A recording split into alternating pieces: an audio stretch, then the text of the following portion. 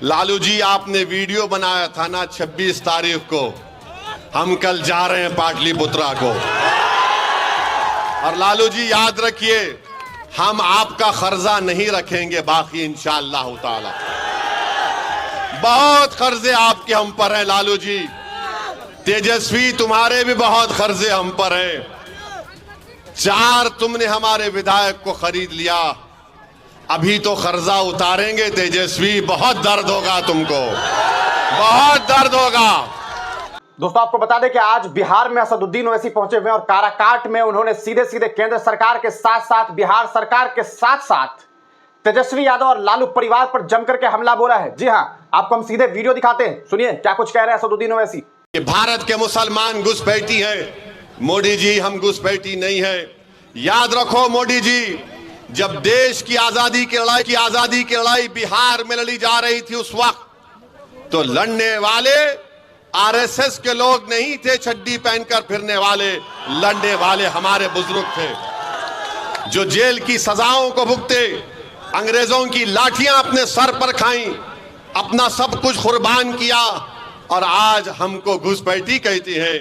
मोदी जी कहते हैं कि मुस्लिम महिला ज्यादा बच्चे पैदा करती है। मोदी जी झूठ है ये। आपकी सरकार का डेटा कहता है कि मुस्लिम महिलाओं का TFR rate, total fertility rate बहुत ज्यादा, सबसे ज्यादा गिरा है।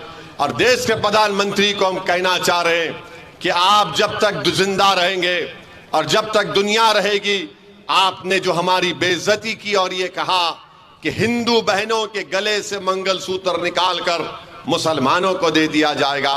मोदी जी, अगर इस देश में अगर कोई हिंदू बहनों के मंगलसूत्र की हिफाजत करने के लिए अगर जान के नजराने अगर कोई देता आया और देता रहेगा तो मुसलमान है। हम किसी बहन के गले से उतराव मंगलसूत्र लेने वाले नहीं हैं। मोदी जी, क्या हमारी गीरत नहीं है? क्या हम में हमियत नहीं है? क्या हम में इज्जत नफ्स नहीं है कि कैसे तुमने हमारी बेइज्जती करने के लिए इस तरह की बकवास की? देश की जनता देख रही है, देश का वो तमाम नौजवान देख रहा है कि देश का प्रधानमंत्री क्या क्या बोले जा रहे हैं और बार बार बोल रहे हैं कि मैं आरक्षण ले लूंगा।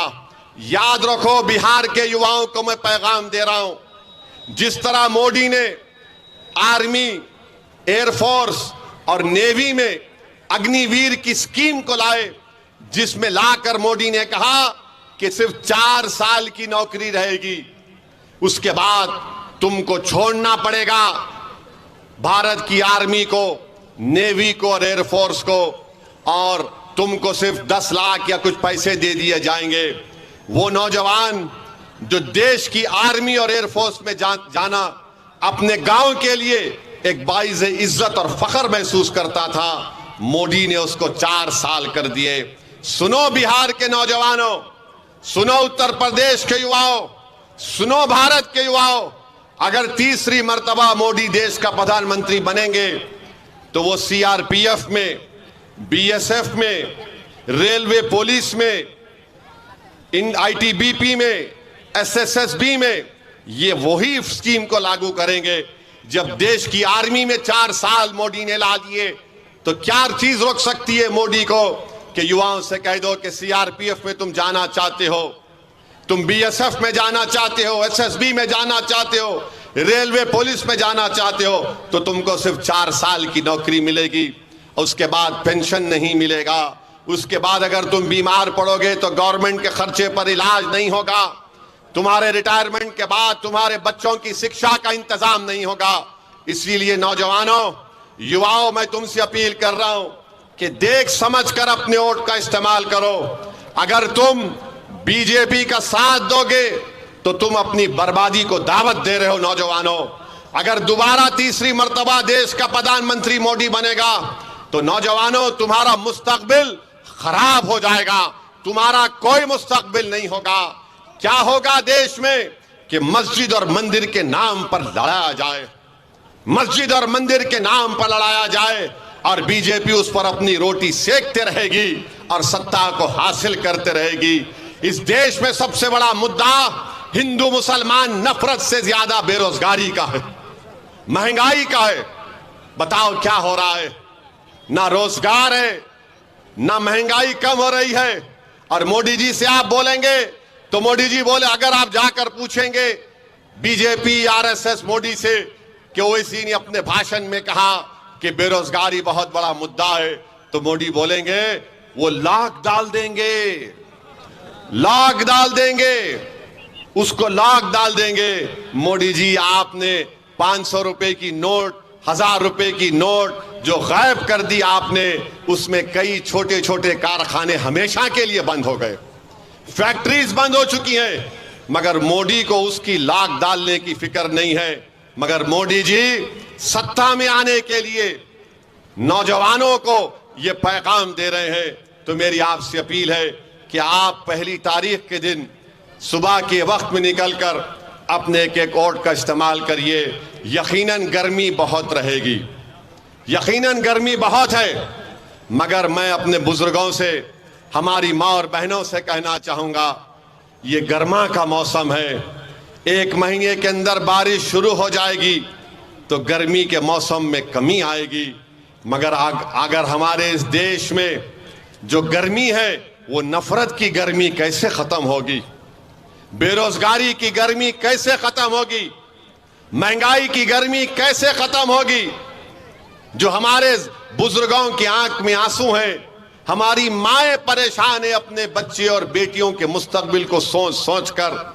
तो मैं आपको पैगाम यही देने आया हूं कि इस मौसम की गर्मी को मत देखिए, इस देश की नफरत की गर्मी को ख़त्म करने के लिए हम आपसे अपील कर रहे हैं कि पहली तारीख के दिन आप काराकाट से और बक्सर से हमारे उम्मीदवारों को कामयाब करिए, पतंग छाप पर बटन दबाइए और इंशाअल्लाह ताला पाटलिपुत्रा से भी, क्या नाम है, जनाब फारूक रजा साहब को भी कामयाब करिए।